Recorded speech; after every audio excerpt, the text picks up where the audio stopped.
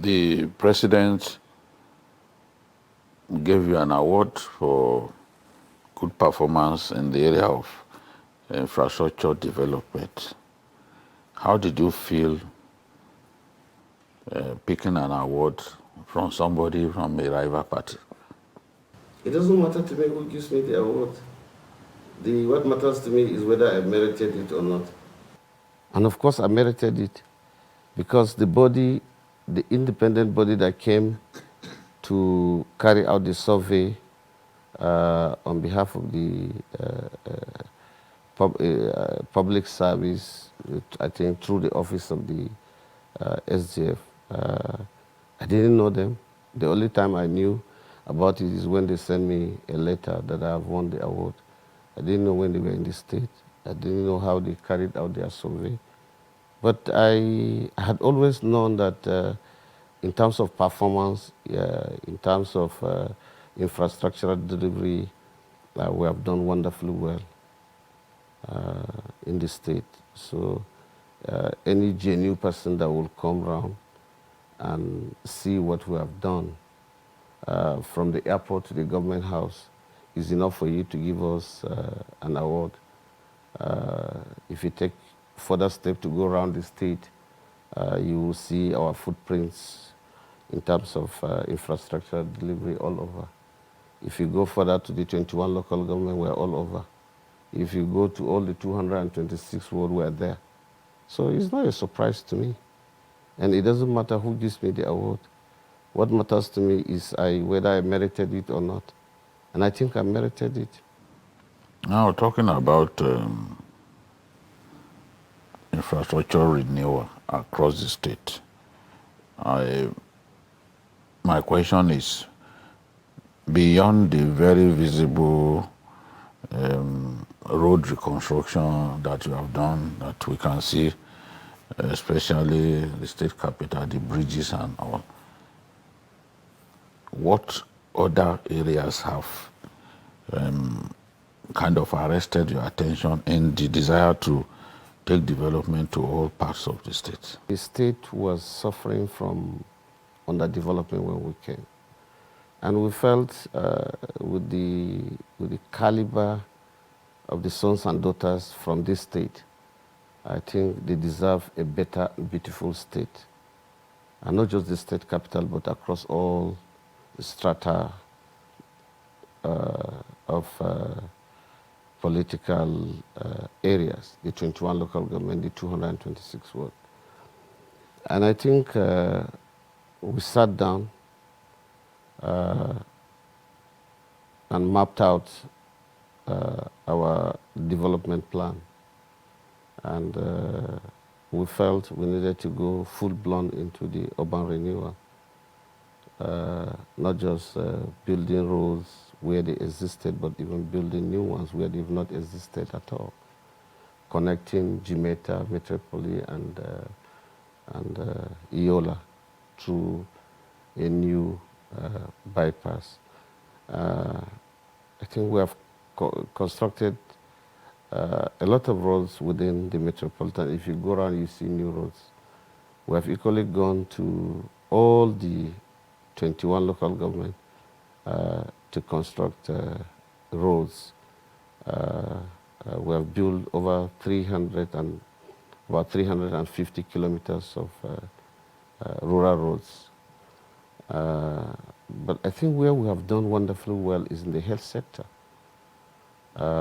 We have built 8 brand new cottage hostels with staff quarters furnished within this period of 3.5 years. We have rehabilitated and expanded all our general hospitals. We have built a one-stop laboratory shop that none of its kind can be found in the northern part of the country. We have built over 50 primary health care centers in wards that didn't exist before. We have rehabilitated about 17. And in the education sector, we have built and rehabilitated over 5,000 classrooms. And that has earned us a reward by UNICEF for them to come in and build and rehabilitate about 90 schools in 2 local governments of Fufore and Guir. That is because also the government that we took over from them couldn't assess the UBEC counterpart projects. We're able to assess 2016, 2017, 2018, 2019, and 2020. Now again, we are working on 2021, 2022. So you can see what has given us the age and the latitude to deploy the kind of infrastructure that we're able to do. And like I said, it's not just the roads, but the roads are also something. I've equally completed all the abandoned roads by my predecessor. I've connected over 37 kilometers between Kiri to Shellen, and it has been long commissioned. But like I said, what will baffle you if you go around is the brand new 8 cottage hostels with full staff quarters. In the rural areas? Not in the rural areas. In local governments that hitherto didn't have cottage hostels. Okay. Tell me about the state university maybe and what you are doing. Yeah, in the state university, I think is another area. We have really positioned and the education sector. We knew after positioning the primary and the secondary schools, and also recruiting qualified teachers, deploying instructional materials to our schools, we knew we were going to have a bumper harvest from our students in terms of performance. And today we have built a brand new university in the state after doing a lot of structural buildings in the old campus, completing the ICT centers, building more lecture theaters, and us building about 6-kilometer roads within the university community.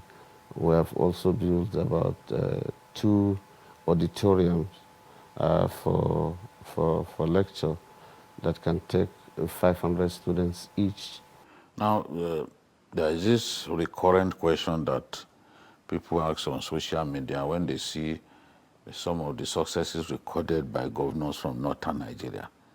The question they ask, especially if that state is not an oil-producing state, the question they ask is, where are you getting the money? How are you able to, despite the limited resources, able to put these structures on ground, able to achieve so much? I think it depends on the individual style of leadership. And it is not how much, but how best you utilize the resources, especially if you deploy a lot of prudence and discipline. I think you achieve so much. And I think with the fiscal discipline we have employed into the system and cutting waste within the system also, I think that has helped us to achieve all the development and the human capacity development also that we have been able to achieve. Not just these ones I mentioned to you, but I must also tell you that within this period, all our students have not been paying WAEC and NECO. Government pays for them. We've also been paying bursary to our students. We feed our students in the secondary school for free with a balanced diet. But that didn't also just come from the blues. A lot of work have been put into the whole thing. And especially in improving the IGR. Yes, I was going to ask, where are you on IGR? Yeah, we have done relatively very well from my coming to now. I think we have tripled our IGR as to how we met it.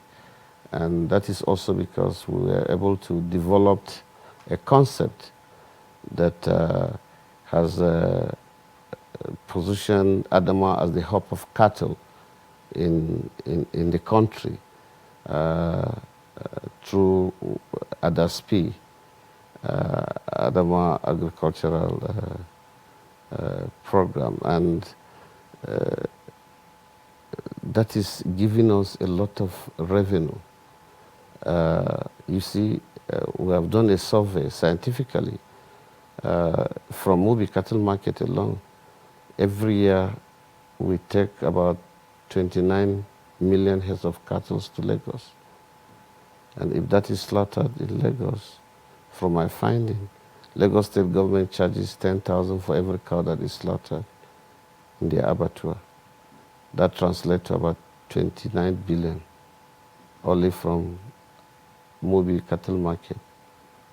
And we have about other 32 cattle markets across the state. So we developed a concept that has even, for the first time, the capital market listed it, and is the only agricultural program that is listed on the capital market, and that has earned us about 25 billion in the first instance, and that has been fully subscribed, and we're likely to draw down about 100 billion in the next 4 years. And also is fetching a lot of revenue into the system. We're already talking in the last stage. We're also having our abattoir here with the Malaysian investors that will be slaughtering about 2,000 cows. And the program is capable of giving our youths about 1.5 million jobs indirect, about 750,000 direct jobs. We shouldn't just be looking at the states that produce oil. Every state in this country has one resources or the other that, if fully developed, can earn them a lot of IGR. And except if you are being lazy, except also if you don't put a lot of ideas into it. We're helped by Arewa Research Development Center.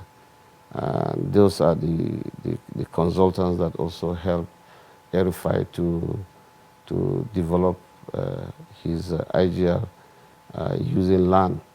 We develop ours using agriculture, cattle being the hub.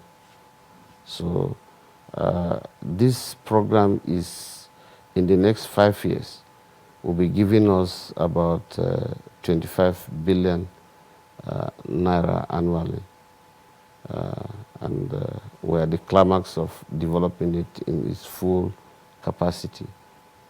So that will help us a lot, and probably we won't be dependent on the FAC for us to turn around things, to build the capacity of our civil servants, because they're the drivers of the policies and programs of government.